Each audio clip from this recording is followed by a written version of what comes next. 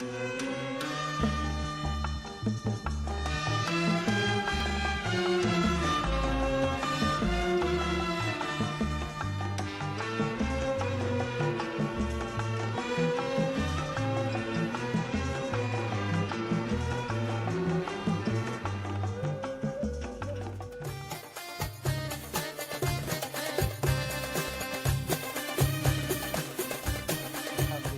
Allah. sampai je nah. Sampai kemari ke rumah hamba ni. Ya tu saat ada tu kan kononnya kan muasap. Aha. Tapi macam dia nyaman tu teh. Macam orang bisa ya berjumpa macam Oh, orang bisa bercinta berjumpa. sata. Pas WhatsApp berjumpa je bisa ya berjumpa ya lah itu. Oh, Kita ada tu saat tadi ada masa time menggunting tu kan ada Ya, no. perjumpaan. Di Mentiri. Mentiri. Oh. Ya tangannya terkadang kita tu gagas kita ku macam indah kebanyakan bertanya. Padahal banyak kan kita tu sate. Satu anu betul bah, bercakap pasal Tahallul. Tahallul. Tahallul benar. Entah ingat ko indah lagi gusta. Aku akan bentas boleh saat. Baca tak ingat masa itu? Kalau kena silapnya kita mula-mula kita ada menerangkan tahallul tu yang kita pasal bergunting kan ya. Aha. Dan kita kalau anda bergunting ataupun nama lainnya boleh je bercukur lah. Syukur. Tapi Ustaz, kalau perasaanku bercukur tu untuk lelaki-lelaki kan Ustaz. Oh. Bida je bini kan bercukur Ustaz lah. Oh, sebabnya Ada licin tudung Ustaz. ngam. Sebabnya yang Allah. tahallul ani, ya kan ingat apa definisinya dia tu cerita? Bercukur atau Bercukur atau bergunting. bergunting. Kalau bercukur ani yang afdalnya untuk laki-laki. Afdalnya untuk laki-laki dan bukan untuk perempuan. Okey Ustaz. Kemudian apa lagi punya pengertiannya? Syaratnya apa? Ingat ada dua macam tu hari tu ni cakap tahallul ni. Yang pertamanya apa tu? Cuba tu Ustaz ulang lagi Ustaz. Kan tahallul tu ia ada masa tu kita cakap tahallul umrah dan tahallul haji. Oh. Ya, ada kena perbezaan. Perbezaannya hanyalah kalau masa tahallul haji itu ada dua jenis. Okey. Yang pertamanya tahallul Awal. Yang tahallul awal ni apa? Cerita ni ulang sedikit. Ia pasalnya Ustaz tawaf sa'i. Artinya mesti dibuat Bisa dua buat perkara dua daripada daripada tiga. tiga. Ah. Yang pertamanya Tawaf atau sa'i, tawaf dan sa'i. tawaf dan sa'i. Lepas tu bergunting Ustaz. Bergunting. Yang Atau ketiganya melontar. Zumrah. Itu di Mina tu Ustaz.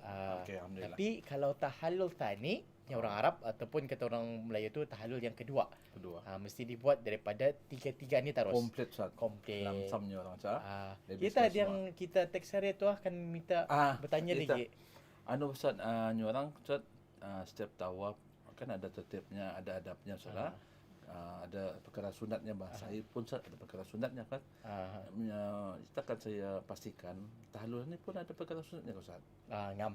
Okey, kalau macam tadi kita cakap tawaf ada yang sunatnya, sa'i ada perkara sunatnya. Kalau kan bercukur ni pun ada sunatnya. Ingat nanti kita ni bis kita di sana nanti. Kalau kita di sana kalau kan mengambil pahala lebih ni, masa kita bercukur itu yang ingatkan yang paling awal di antara sunnahnya dalam kitab Al-Majmu' Imam Nawawi katakan didahulukan dari sebelah kanan.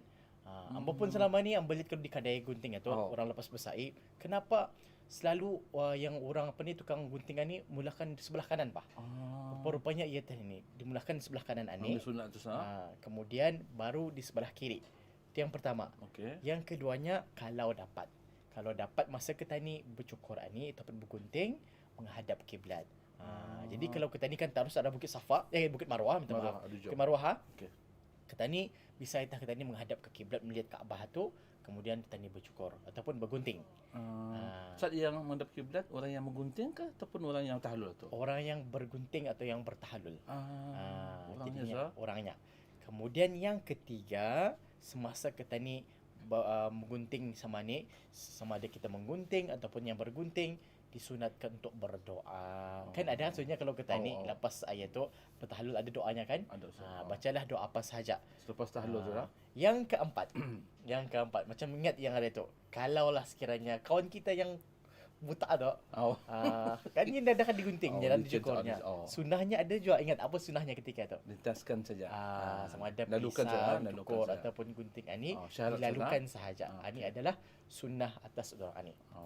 Lalukan saja guntingan tu semata saja. Ngam. Tapi bagi yang dah ada rambut. Kalau macam kita ni yang berambut ni pasal sayangkan rambut dia boleh tu. Mesti je gunting. Mesti je gunting. Anu Ustaz lagi yang kedua Ustaz, kan jemaah tadi Brunei Ustaz membuat haji tamattu. Haji tamattu. Jadi macam mana ia bertahallul sebelum ia penyembelihan dam itu Ustaz. Ah, Cuma saya cuba dapat Ustaz. kan kita ni pun sebenarnya jemaah Brunei ni, kita ni jemaah haji ni, kita ni pun dah kadang-kadang dah clear bah. Ada haji tamatuk, ada haji kiran Kiran dan haji ifrat. ifrat. Tapi di Brunei ni memang semua kita ni pakai Tamatuk. haji tamatuk. Masa kita ni khusus satu ingat. Dalam haji tamatuk ni di Brunei ni harga haji tu sudah dimasukkan dengan harga Dam. dam. Dam seekor kambing. Okey. Semua tu dah terlepas kalau jemaah Brunei. Okey, Ustaz. Jadinya masa kita ni buat pembayaran, andang diberitahu tu harga haji tamatuk ni termasuklah dam seekor kambing. Itu tanya orang cakap, kenapa pula ada dam?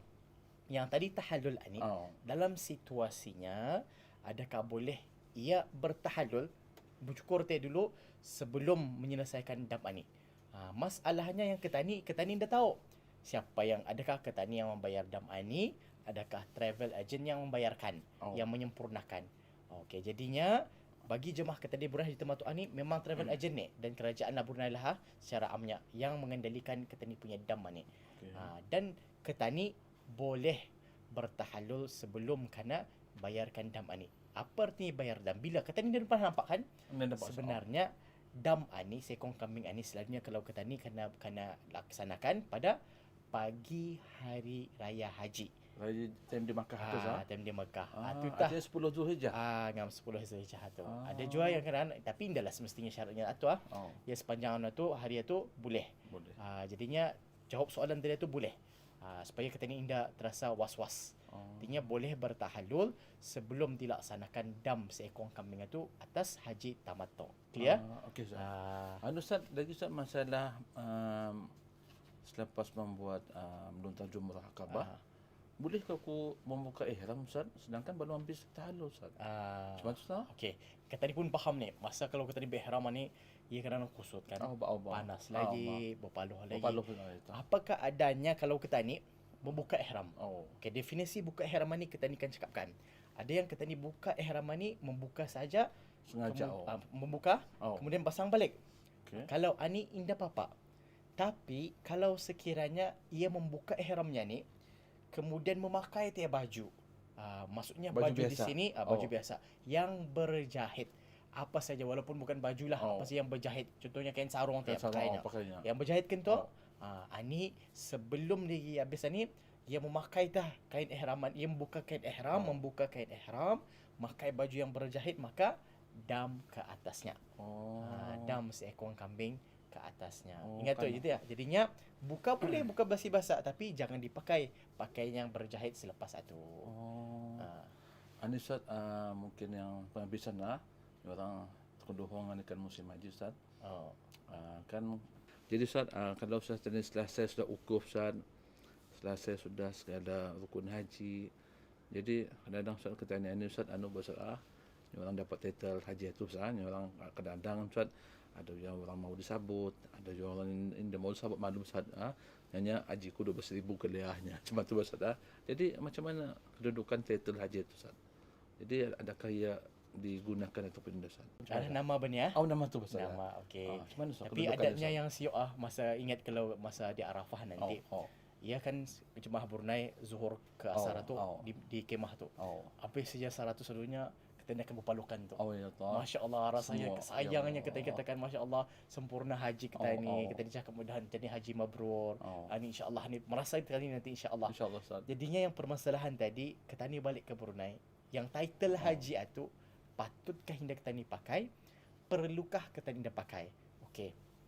Kita ni di sini kerana adat kita ni dulunya kita ni pun faham haji ni bukannya senang kan. Sampai masa ni bukannya senang. Ngumpul usin, berbelasan ribu masa ni paling kurang 12,000. Kemudian paksa lagi ke sana berkorban, tenaga, harta apa semua masa. Jadinya kalau orang dulu katakan kerana pengorbanannya ni maka kita ni panggil ia haji. Yang kedua, satu pengorbanan yang kedua untuk menandakan dia sudah naik haji dulu. Tapi yang masa ni pasal mungkin kesenangan sedikitlah. Ada itu ini apa kemudahan terpulang arah kita ni. Jadinya title haji ni boleh dipakai dan boleh juga tidak dipakai. Kalau dipakai jangan sampai kita ni terasa takabur, kita ni terasa sombong dengan ada haji ni dengan tekan haji, contohnya haji Carolnya. Ternyata aku sudah berhaji ya malam ni dah boleh. Jadinya ia punya konklusinya boleh dipakai ataupun indah. Cuma janganlah tadi terkesan dengan bila mana dipanggil sebagai Haji Ani. Nah, alhamdulillah Ustaz. Baik kita kita ni berjumpa ni Ustaz. Oh, orang masalah pasal tahalun Ustaz. Ni orang dapat je aku sudah faham Ustaz. Alhamdulillah. Dapatkan daripada kadang pembinian Ustaz Ini pun yang paling akhir benar tahalulan ni. Oh, baik Ustaz. Kami doakan kita semua haji yang mabrur insya-Allah. Ustaz benarnya Ustaz Ambani kena suruh kedai membeli susu. Untuk anak. Jamin jangan batal pasal kan jemputan jual. Jemputan jual. Ustaz benar Ustaz. Baik insya-Allah. Cuba lagi jangan lupa doakan kami di sana. Baik insya-Allah. Kalau ada masalah ada aku nanti. Boleh kontak saya terus insya-Allah. Salam masih kita. Okey Ustaz. Assalamualaikum Ustaz. Assalamualaikum warahmatullahi wabarakatuh.